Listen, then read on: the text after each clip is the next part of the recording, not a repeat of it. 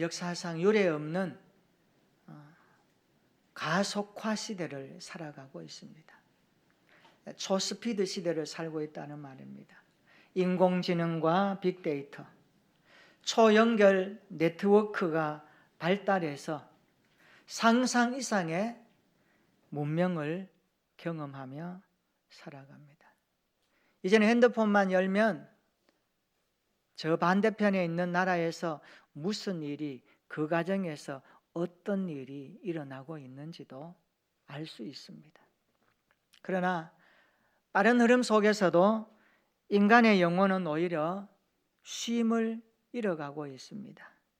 정보는 넘쳐나는데 진리는 희미해지고, 연결은 풍성한 것 같은데 관계는 부족해지고 있습니다. 수많은 선택지 앞에서 우리는 삶의 방향을 잃고 살아갈 때도 많습니다. 그리스도인들 역시 예외는 아닙니다.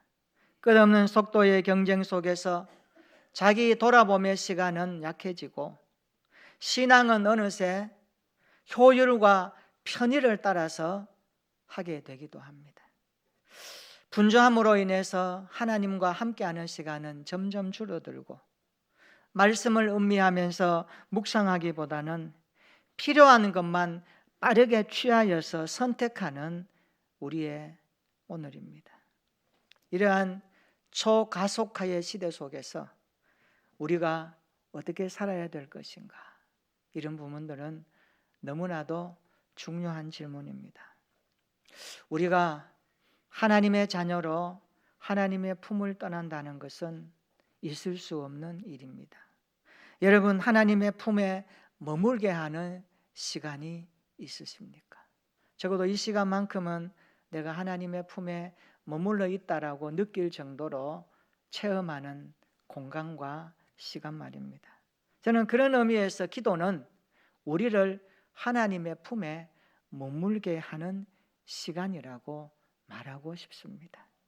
리차드 포스터가 쓴 유명한 기도라는 책에 보면 이런 표현이 나옵니다. 기도는 소박한 마음을 가지고 하나님의 품에 안겨서 그 하나님의 사랑을 말해달라고 대화하는 시간이다. 그 하나님의 사랑, 하나님의 품에 안겨서 소박한 마음으로. 누가 하나님의 품에 안길 수 있습니까? 믿음의 사람들이 안길 수 있겠죠. 기도는 우리를 하나님의 품에 머물게 하는 시간입니다. 하나님의 품에서 그 사랑을 느끼고 고백하는 시간이 기도입니다. 그러나 기도는 사실 구체적으로 좀 더 말하면 하나님을 상대하는 것과 동일합니다. 우리가 사람도 상대해야 되지만 그리스도인들은 하나님도 상대해야 됩니다. 욥기 성경에 보면 고난에 대해서 이야기하죠. 심도 있게 다루는 책이 욥기 성경인데 고난에 대해서 깊이 다루는 책입니다. 욥은 순전하고 정직하고 하나님을 경외하며 악에서 떠났습니다. 하나님도 그를 칭찬하셨습니다. 7명의 아들과 3명의 딸이 있었습니다. 많은 재물을 갖고 있었습니다. 풍성한 가정이었습니다. 그러나 사탄이 하나님께 이렇게 말합니다. 욥이 까닭 없이 하나님을 섬길 것입니까? 아닙니다. 그에게 있는 것을 빼앗아 보세요. 하나님은 사탄에게 허락하지요. 어느 날 욥에게 재앙이 닥칩니다. 스바 사람과 갈대아 사람이 들이닥쳐 욥의 재물을 다 약탈하고 빼앗아 버립니다. 큰 바람이 나서 집이 무너져서 거기 있던 자녀들이 다 죽습니다. 설상가상이라 그러죠. 욥은 겉옷을 찢고 머리털을 밀고 땅에 엎드려 예배하며 고백하는 말입니다. 주신 이도 여호와시요 취하신 자도 여호와시오니 여호와의 이름이 찬송받으실지로다. 이게 욥의 주권 신앙이라고 그럽니다. 하나님이 말씀하십니다. 내가 욥을 주의하여 보았느냐? 그와 같이 온전하고 정직하여 하나님을 경외하며 악에서 떠난 사람이 세상에 없느니라. 이런 칭찬이 욥에게 있었습니다. 하나님의 허락으로 다시 사탄이 욥을 시험합니다. 이번에는 욥의 몸을 손대는 거죠. 발바닥부터 정수리까지 종기가 나게 합니다. 당시에 종기는요 엄청난 가렵다고 합니다. 오죽했으면 욥이 질그릇 조각으로 자기의 몸을 긁고 있었을까요? 몸에는 병까지 찾아왔습니다. 얼마나 가려웠는지. 자, 이 모습을 지켜보고 있던 아내가 한마디 하는 말입니다. 당신이 그래도 온전함을 지키겠느냐? 하나님을 욕하고 죽으라. 욥이 얼마나 상처받았을까요? 여러분 아셔야 됩니다. 남자들은 존중과 인정을 먹고 사회생활합니다. 여자들은 사랑과 관심을 먹고 살아갑니다. 한마디로 말하면 남자는 존중입니다. 존중. 사회생활할 때 남자들 어깨에 힘 피고 그래도 뭔가 이렇게 보모도 당당하게 살 수 있는 것은 가정에서부터, 아내로부터, 자녀들로부터 존경받을 때, 인정받을 때 그 힘이 나오는 겁니다. 아내들은 남편의 사랑을 먹어야 돼요. 한없이 사랑해줘야 됩니다. 여성들에게 향한 남편의 사랑은 오죽했으면 바울이 예수님께서 교회를 위해서 자신의 몸을 주심같이 하라고 하는 원리를 주셨을까요? 존경보다 사랑이 더 힘들어요. 여러분 어떻습니까? 욥이 아내로부터 이런 말 들었을 때 상처 받았을까요? 안 받았을까요? 엄청 상처 받았을 거예요. 당신까지 왜 이럴까? 그래서 부부간에 할 말, 안 할 말 구분해야 됩니다. 할 말, 안 할 말. 오늘 우리 사회에 꼭 필요한 말도 있는데 필요하지 않는 말도 많아요. 인간인지라 우리가 참 그런 실수와 허점과 이런 것들이 있는데 참 우리가 오늘 이 말씀 앞에서 한번 돌아보는 거죠. 그대의 말이 어리석은 한 여자의 말 같도다. 우리가 하나님께 복을 받았으니 화도 받지 않겠느냐 하면서 욥이 반응을 하죠. 그러면서 성경은 말합니다. 이 모든 일에 욥은 입술로 범죄하지 아니하였다. 욥이 당한 고난을 듣고 친구들이 찾아옵니다. 여기저기서 찾아옵니다. 그런데 성경은 그 친구들이 욥에게 건넸던 위로의 대화가 욥에게는 전혀 도움이 되지 않았다라고 언급합니다. 욥기 13장 1절과 2절에 보면 욥이 하는 말입니다. 나의 눈이 이것을 다 보았고 나의 귀가 이것을 다 들었고 깨달았다. 너희 아는 것을 나도 안다. 너희만 못하지 않다. 나도 너희 하는 말 다 안다. 그런데 나에게는 왠지 이 고난의 문제가 풀리지 않는구나. 그런 표현입니다. 그리고 욥기 13장 3절에 이렇게 말합니다. 참으로 나는 전능자에게 말씀하며 하나님과 변론하려 하노라. 하나님을 상대하여 변론하고 싶다는 마음이 욥의 마음입니다. 자, 우리 그리스도인들은요 사람도 상대해야 되지만 하나님도 상대해야 됩니다. 질문해 볼까요? 사람 상대하는 것이 쉬울까요? 하나님 상대하는 것이 쉬울까요? 다 쉽다는 분 계세요? 나 참 그분 존경하고 싶어요. 네. 어때요? 사람 상대하는 게 쉬워요? 하나님 상대하는 게 쉬워요? 사람 상대예요. 왜 그럴까요? 이유가 있어야 되지 않겠나요? 왜 사람 상대하는 게 어려울까요? 간단합니다. 죄 때문에 그렇습니다. 죄 때문에 그래요. 이 죄라는 놈은요 우리의 조상 아담과 하와 때부터 활동하면서 얼마나 우리 역사를 힘들게 했고 죄입니다. 죄가요 우리 안에 자리 잡고 있기 때문에 죄의 씨앗이 자라서 엉겅퀴와 가시를 내고 찌르며 상처 주고 아픔이 인간 역사의 현실이거든요. 그런데 예수님은 이 문제를 다룹니다. 그래서 십자가가 필요한 겁니다. 궁극적으로 말하면 십자가는 나의 죄를 죽이는 사건이요 내가 다시 죄에서 죽고 의에 대해서 살아나는 사건입니다. 이걸 믿어야 됩니다. 예수님이 혼자 죽은 게 아니에요. 대속의 죽음을 감당하신 거예요. 누구 때문에? 제한적 속대로 당신의 구원의 백성들의 죄값을 예수님이 짊어지신 거예요. 이것을 구원이라고 말하는 겁니다. 그러니 죄를 가진 사람을 상대하는 것이 어렵습니다. 죄의 흔적으로 나타나고 있는 우리의 모습들 얼마나 많습니까? 그래서 우리는 성경은 죄의 가장 그 인간의 그 모습을 말할 때에 자기 중심성, 자기 이거를 말합니다. 자기. 내가 내 안에 주가 되어 있는 거예요. 근데 예수 믿으면 이게 이제 체인지가 돼야 되거든요. 예수님이 내 인생의 왕좌에 앉아 계시고 나는 내려와 있습니다. 나는 그분을 주인으로 모시고 그분의 구원을 받고 그분의 자녀로 살아갑니다. 이 질서가 재편되는데 예수 믿은 사람들이 이 질서대로 잘 살아낼 수 있을까요? 왔다 갔다 해요. 어느 날은 주님이 앉아 계셨다가 어느 날 내가 앉아 있어요. 내가 내 인생을 호령하고 내 인생을 주장하고 내 인생을 내가 컨트롤하려고 그래요. 그 잘 됩니까? 안 돼요.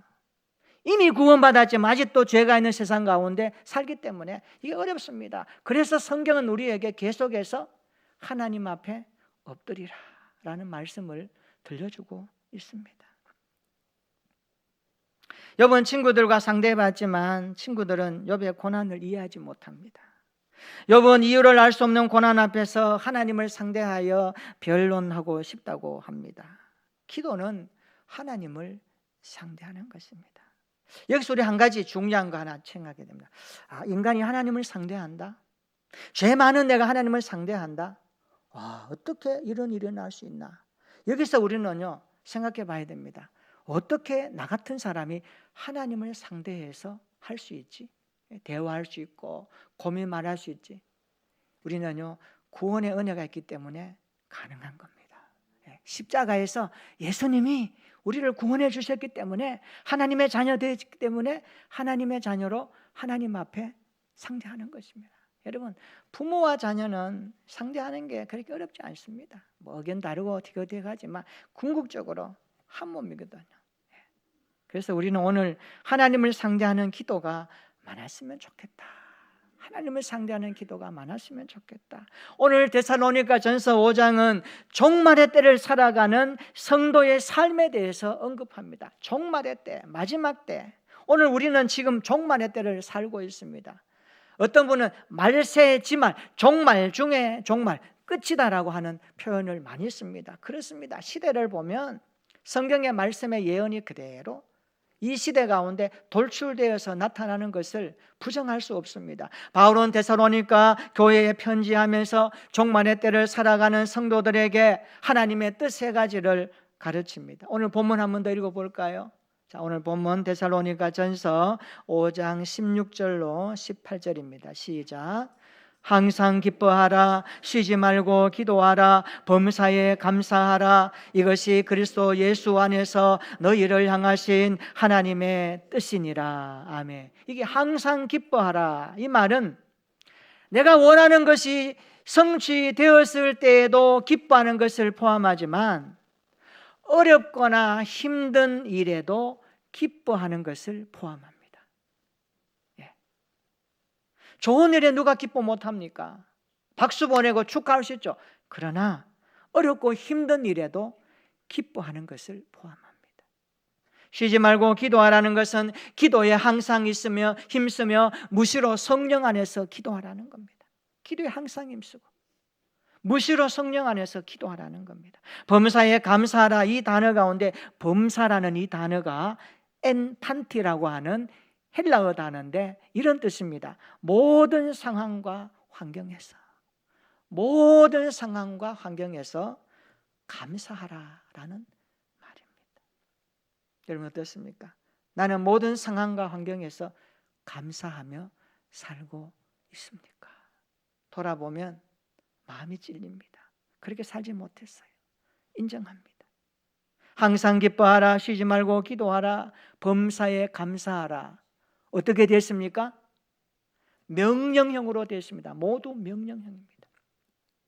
여러분 성경의 명령형은 반드시 순종해야 됩니다. 아멘이십니까? 하나님, 이거는 좀 그런데 하면서 우리가 조건을 제시할 수 없어요. 하나님이 명령할 때는 의미가 있습니다. 계획이 있습니다. 항상 기뻐하라, 쉬지 말고 기도하라, 범사에 감사하라. 이렇게 사도 바울이 편지 보내거든요. 항상 기뻐해 줄래? 쉬지 말고 기도해 줄래? 범사에 감사해 줄래? 이런 뉘앙스가 아닙니다. 항상 기뻐하면 좋겠는데 그렇지 않아도 괜찮아, 그런 뜻이 아닙니다. 쉬지 말고 기도해 주면 좋겠는데 그렇지 않으면 안 해도 돼, 그런 뜻이 아닙니다. 범사에 감사하면 좋겠는데 힘들면 감사 안 해도 돼, 그런 뜻이 아닙니다. 항상 기뻐하라, 쉬지 말고 기도하라, 범사에 감사하라. 이 세 가지가 뭐예요? 하나님의 뜻과 연결됩니다. 우리가 너무 잘 알지만 지나칠 때가 너무 많아요. 항상 기뻐하라, 쉬지 말고 기도하라, 범사에 감사하라. 이 말씀은 뗄래야 뗄 수 없는 말씀입니다. 마치 각 지체가 몸에 붙은 한 몸이듯이 서로 붙어 있다는 말씀입니다. 오늘 본문 다시 한번 보세요. 저는 이 말씀을 보면서 묵상하면서 순서에 한번 주목해 보았습니다. 왜 이렇게 순서가 기쁨이 나오고 기도가 나오고 감사가 나올까? 기쁨이 먼저 나오고 그 다음에 기도가 나오고 그 다음에 감사가 나옵니다. 기쁨, 기도, 감사, 이런 순서로 되어 있습니다. 여러분, 한번 제가 물어봅니다.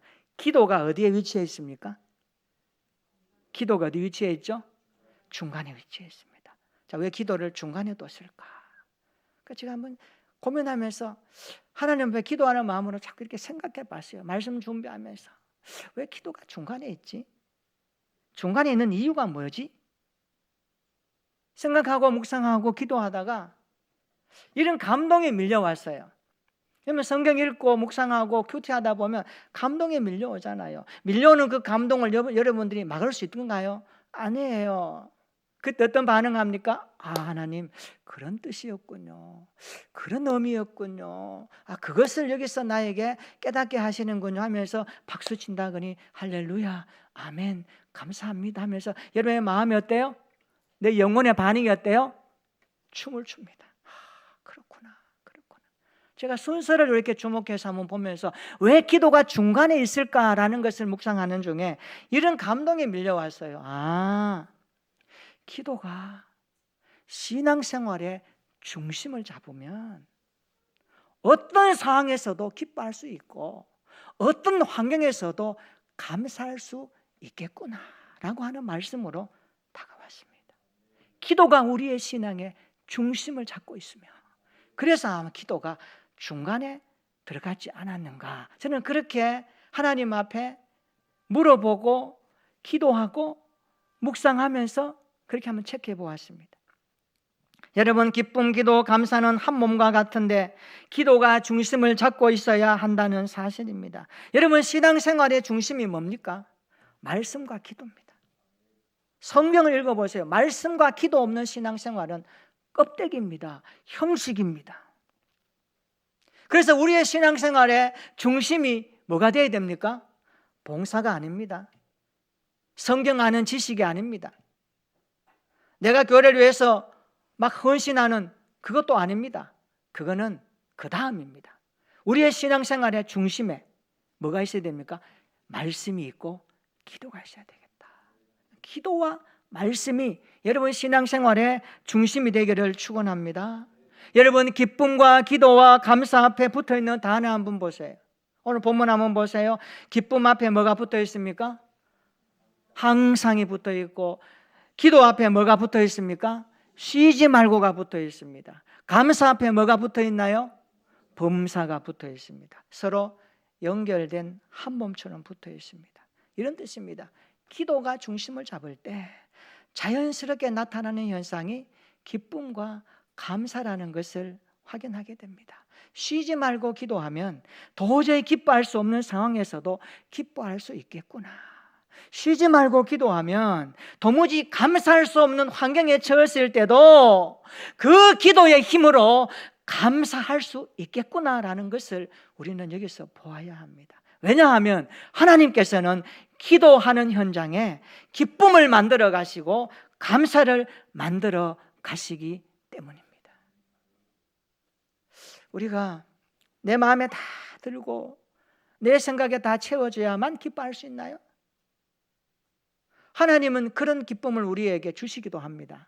그러나 전혀 상반된 환경 가운데서도 내 안에서 기쁨이 나오고 감사가 나온단 말이에요. 그 기쁨과 감사의 동력은 어디서 출발합니까? 오늘 본문에서 발견하는 것, 바로 기도할 때에, 기도가 우리의 신앙의 중심에 자리 잡고 있을 때, 그러므로 기도는 쉬지 말고 해야 합니다. 그래서 기도 앞에 쉬지 말고라는 단어가 들어있는 겁니다. 철로역정에 보면 크리스찬이 십자가 언덕을 지나 가던 중에 세 사람이 졸고 있는 것을 발견합니다. 이들의 이름을 철로역정에서는 단순, 나태, 거만이라고 이름을 붙입니다. 우리 기독교 고전 중에 고전 철로역정 제가 설교했죠. 다시 한번 여러분들 한번 읽고 말하시면 또 읽어보시면 좋아요. 그들은 몸만 졸고 있는 것이 아니라 마음까지도 졸고 있었습니다.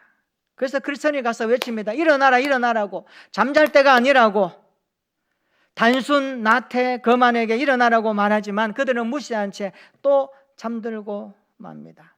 여기서 단순은 누구를 말할까요? 신앙에 대해서 무지한 사람, 생각하는 것을 꺼려하는 사람을 단순이라고 말합니다. 생각을 안 해요. 단순하게 그냥 막 살아요. 나태는 깨어있지 않고 신앙 훈련을 게을리하는 자를 상징합니다. 피곤하니까 나중에 하지 뭐, 이런 생각으로 살면 잠자게 된다는 거예요. 거만은 자기 확신에 빠져서 말씀을 멀리하고 거만스럽게 여호와의 말씀의 경고를 받아들이지 아니하는 영혼을 바로 거만이라는 이름으로 사용합니다. 존 번연이요, 참 놀라운 것은 그가 감옥에서 거의 한 12년 있었나요? 13년 있으면서 이걸 쓰면서 성경의 스토리를 그대로 가지고 와서 단어를 사용하면서 오늘 우리들에게 메시지를 주고 있다는 겁니다. 성경 다음으로 읽혀지는 고전이 철로역정입니다. 자, 이 세 인물은 영적으로 잠든 자들이라고 말합니다. 영적인 잠에서 깨어나려면 어떻게 해야 될까요? 기도해야죠. 기도해야죠. 여러분, 기도는 잠자는 영혼을 깨웁니다. 그래서 근신하라, 깨어라. 너희 대적 마귀가 우는 사자같이 삼킬 자를 찾나니 너희는 깨어 근신하여 기도하라 그랬습니다. 기도하라, 기도하라. 마귀라는 놈은요, 우리가 신앙생활 하는 거 달갑게 여기지 않습니다. 환영 안 합니다. 아주 싫어합니다. 그래서 기도만 하려고 하면 막 싫어해요. 그래서 막 일이 생기게 하고 핑계 되게 좋아하고요. 기도 안 하고 그냥 쭉 젖어서 잠만 자고 그냥 일하는 사람, 옳지, 그래 그거야 피곤한데 뭐 기도해. 아이고 할 일도 많은데 자꾸 우리에게 속삭이다.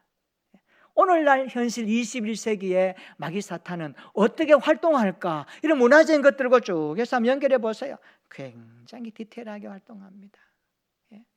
이 세 인물처럼 잠자게 한다는 거예요. 여러분, 잠에서 깨어나는 것은 기도해야 됩니다. 영혼이 잠자면 신앙생활 발전하지 않습니다. 여러분, 쉬지 말고 왜 기도해야 됩니까? 내 영혼이 깨있기 위해서. 기도는 영혼을 깨우는 시간이거든요. 기도할 때 자기를 돌아보거든요. 그래서 기도하지 않고 자기를 돌아본다? 말씀 앞에 서지 않고 자기를 사기 성찰한다? 그것은 엉터리입니다. 그렇게 될 수가 없어요. 어디서 그래야 합니까? 사람한테, 어떤 좋은 책한테 그게 가능합니까? 아닙니다. 절대자 하나님, 전능하신 하나님이 주신 말씀의 거울 앞에 우리 인생이 서지 않으면 우리 자신을 정확하게 볼 수 없다는 거예요. 이걸 정확하게 봐야 됩니다. 이 시간들이 우리에게 필요한 거죠. 오늘 본문 다시 한번 볼까요? 하나님의 뜻 세 가지는 어디서 이루어집니까? 그리스도 예수 안에서 이루어진다라고 말씀합니다. 예수님은 하나님의 아들이십니다. 하나님은 그를 보내셔서 당신의 뜻을 이루십니다. 다시 말하면 예수 믿는 당신의 사람들을 통하여 하나님은 그 뜻을 이루어 가신다는 말씀입니다. 그러니까 예수님 안에서 우리는 항상 기뻐할 수 있고 쉬지 말고 기도할 수 있고 범사에 감사할 수 있다는 약속입니다. 쉬지 말고 기도할 수 있기를 축원합니다. 제가 기도 이야기하니까 여러분의 마음의 생각들이 어떤지 모르겠습니다. 그래, 맞아, 기도해야지. 그래, 호주 계시면 목사님이 저렇게 하면 하나님의 말씀을 이렇게 설교로 이렇게 전달할까? 그래, 이거는 하나님께서 주시는 말씀으로 알고 내가 더 기도해야지. 이런 마음이 이렇게 오는 분도 있고, 기도 그냥 단순하게 생각 없이 우리가 지나칠 수 있다면 다시 재고해야 됩니다. 그러면 기도 없는 신앙생활 안 되거든요. 하나님은 오늘 우리에게 말씀하십니다. 항상 기뻐하라, 쉬지 말고 기도하라, 범사에 감사하라 말씀합니다. 영혼을 깨우는 기도의 영을 부어달라고 우리 모두 기도했으면 좋겠습니다. 예수님을 보면 복음서에 예수님은 하루의 일과 가운데서도 시작할 때 기도하셨습니다. 전날에 굉장히 피곤하셨음에도 불구하고 예수님은요, 기도로 하루를 열어가셨습니다. 마가복음 1장에 보면 예수님의 하루 일과가 나오거든요. 이걸 예수님의 스케줄이라 그럽니다. 어떻게 하셨나 그러니까 예수님은 안식일에 회당에 들어가서 막 가르치십니다. 이런 가르치는 게 쉽나요? 힘들어요. 우리 교회 학교 교사들도 많고 또 퇴직한 분도 계시지만 가르치는 거 쉽지 않습니다. 나의 에너지가 막 나가는 겁니다. 사람 상대해서 예수님 회당에서 막 가르쳤어요. 성국 복음 가르치시고 하나님 말씀을 가르치시고, 회당에서 나오니까 베드로의 장모가 열병에 걸렸다 그래요. 그리고 집에 가서 또 그걸 고쳐주십니다. 저녁이 되었습니다. 해질 저녁에는 사람들이 병든 자와 귀신 들린 자를 얼마나 많이 데리고 오는지 그 사람들 다 예수님이 다 고쳐주셨어요. 여러분, 이게 쉬운 게 아닙니다. 에너지가 엄청 나갑니다. 예수님은요, 하나님이시면서 완전한 인간입니다. 그러나 죄는 없으십니다. 인간의 몸입니다. 여러분, 몸을 막 써보세요. 힘들잖아요. 피곤하잖아요. 예수님 잠자리에 드십니다. 그 다음날 아침 성경은 이렇게 말씀합니다. 다음날 새벽 아직도 밝기 전에 예수님은 한적한 곳에서 기도하시니라. 피곤하죠. 그래서 우리가 피곤할 때 기도하는 거 쉽지 않아요. 예수님 보면서 좀 힘을 얻어야 되겠습니다. 예수님은 하루의 일과를 기도로 시작하셨습니다. 예수님은 기도를 쉬지 않았다는 말씀입니다. 우리에게 이런 힘이 있었으면 좋겠습니다. 기도를 쉬지 말자. 기도를 쉬지 말자. 사무엘 선지자는 이스라엘 백성들에게 내가 하나님 앞에 너희를 위해서 기도하는 죄를 결코 범하지 않겠다라고 말했을 정도로 아주 단호한 기도에 대해서 이야기했는데, 그러면 성경 한번 찾아보세요.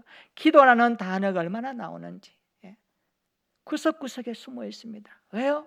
우리의 신앙생활은 기도 없이 작동되지 않습니다. 그 기도는 말씀에 기초합니다. 그 기도는 말씀을 통하여서 나타나는 것입니다. 우리에게 쉬지 말고 기도하라, 이 말씀이 오늘 우리의 마음속에 잘 담겨졌으면 좋겠습니다.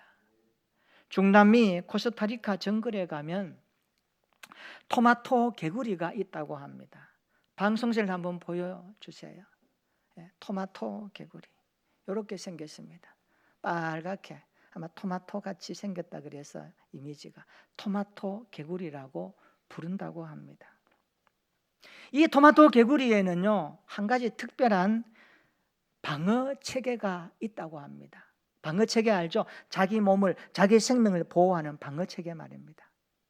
뱀이나 포식자가 이 토마토 개구리를 발견하고 이제 삼키려고 그 입으로 꽉 깨물면 갑자기 토마토 개구리의 몸에서, 온몸에서 독이 막 뿜어져 나온답니다. 그 독도 아주 강력한 독이 뿜어 나온다고 합니다. 그래서 삼키려고 하다가 뱉어버린다고 합니다. 이게 토마토 개구리가 살아가는 방어 체계라고 합니다. 제가 질문 하나 합니다. 이 토마토 개구리의 이 방어 체계에 대해서 어떻게 생각하십니까? 좋겠다. 쟤는 저 방어 체계 가지고 있으니까 살아가는데 문제 없겠네 라고 할 수 있습니다. 그런데 좀 더 생각해 봅시다. 이 방어 체계가 굉장히 강력하다는 것은 동의합니다. 그렇죠? 강력하니까 뱀이나 포식자가 깨물어서 삼키려 하다가 그 독이 나오니까 못 먹고 뱉지 않습니까? 강력합니다, 이 방어 체계가. 그런데 이 방어 체계에는 한 가지 결정적인 결함이 있습니다. 그 결함이 뭘까요? 치명적인 약점입니다. 그게 뭘까요? 이 방어 체계가 작동되는 타이밍입니다. 타이밍입니다. 이미 심한 부상을 입고 나서야 방어 체계가 작동된다는 것입니다. 이미 깊은 상처, 뱀이나 포식자가 먹으려고 아주 맛있어 보이니까 완전히 꽉 깨물었지 않습니까? 그 이빨이 들어가고 피부가 상하고 완전히 상처나고 아파하는 그런 것을 경험하고 난 후에야 그때에 방어체계가 작동된다는 겁니다. 어떻습니까? 우리가 가지고 있는 기도의 방어체계는 어떻습니까? 문제를 만났을 때, 어려움을 만났을 때 내 힘과 내 노력으로 다 해보다가 안 될 때 그때 가서야 기도하지 않습니까? 일을 다 그르친 후에야 그때 하나님 앞에 하나님 도와주세요라고 울면서 몸부림치면서 기도하지 않습니까? 그때 하나님이 뭐라고 할까? 얘야, 좀 더 처음부터 나에게 다가오지. 왜 이제 왔니? 왜 이제 왔니? 하나님 그렇게 말씀하실 것 같아. 이게 기도의 방어체계입니다. 여러분, 기도를 최후의 수단으로 사용하지 마세요. 어떤 분은 신앙생활 할 때 기도를 최후의 수단으로 쓰는 분들이 있어요. 다 해보고 안 되니까 그때 가지고 와요. 일찍 좀 가지고 오지. 그게 나타나기 전에 좀 미리 기도하지. 이게 기도의 방어체계입니다. 여러분, 기도는 쉬지 말고 해야 됩니다. 저는 우리 교회 모든 성도들이 기도의 방어체계가, 따라서 합시다, 일상 가운데 작동되어야 합니다. 우리 기도의 방어체계 일상 가운데 작동되기를 축원합니다. 쉬지 말고 기도하는 곳에 하나님의 능력이 체험되기를 축원합니다. 그렇습니다. 기도의 방어체계, 나의 기도의 방어체계는 일상 가운데 잘 작동되고 있는가? 하나님 앞에 평안할 때도 작동되고 있는가? 평안할 때 사실 더 중요하죠.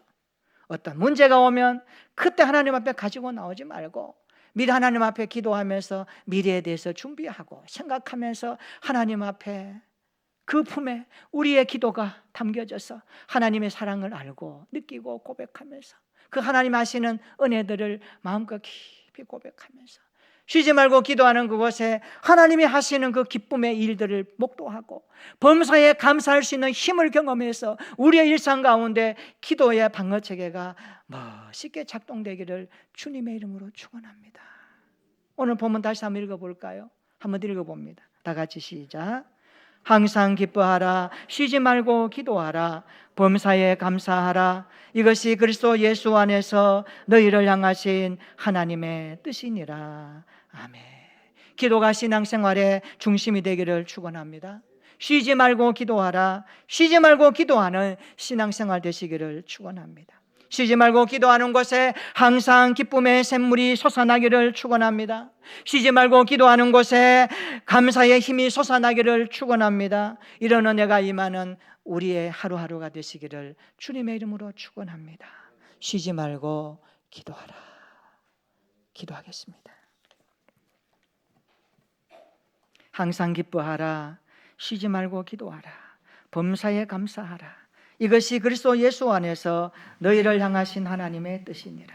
기도는 우리를 하나님의 품에 머물게 합니다. 기도는 하나님을 상대하는 것입니다. 이렇게 기도합시다. 하나님, 기도가 중심을 이루는 신앙생활 되고 싶습니다. 쉬지 말고 기도할 수 있도록 기도에 영을 부어 주십시오.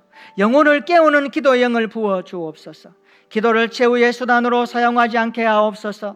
기도의 방어체계가 일상 가운데 작동되게 하여 주시옵소서. 쉬지 말고 기도하는 곳에 항상 기쁨의 샘물이 솟아나게 하옵소서. 쉬지 말고 기도하는 현장에 감사의 힘이 솟아나게 해달라고. 그래서 기도의 힘으로 우리의 신앙이 지탱되고 작동되어져서 하나님의 뜻을 이루는 기쁨의 생활, 감사의 생활로 영광 돌리는 우리의 매일매일이 되도록 우리 한번 기도했으면 좋겠습니다. 하나님 아버지, 감사합니다. 항상 기뻐하라. 쉬지 말고 기도하라. 범사에 감사하라. 이것은 예수 그리스도 안에서 너희를 향한 하나님의 뜻이라고 하셨습니다.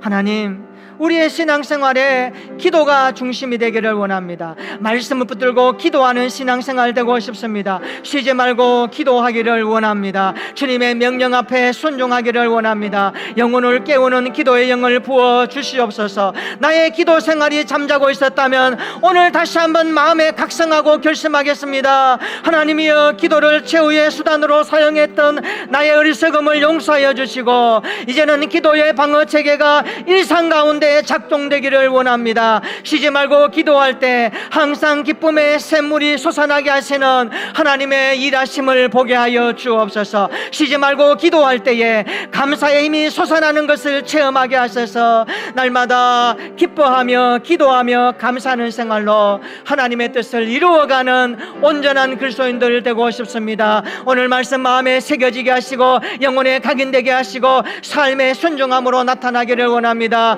주여, 쉬지 말고 기도할 수 있는 기도의 은혜를 베풀어 주시옵소서. 예수님의 이름으로 기도하옵나이다. 아멘. 우리 함께 일어나셔서 찬송가 364장 찬송하십니다.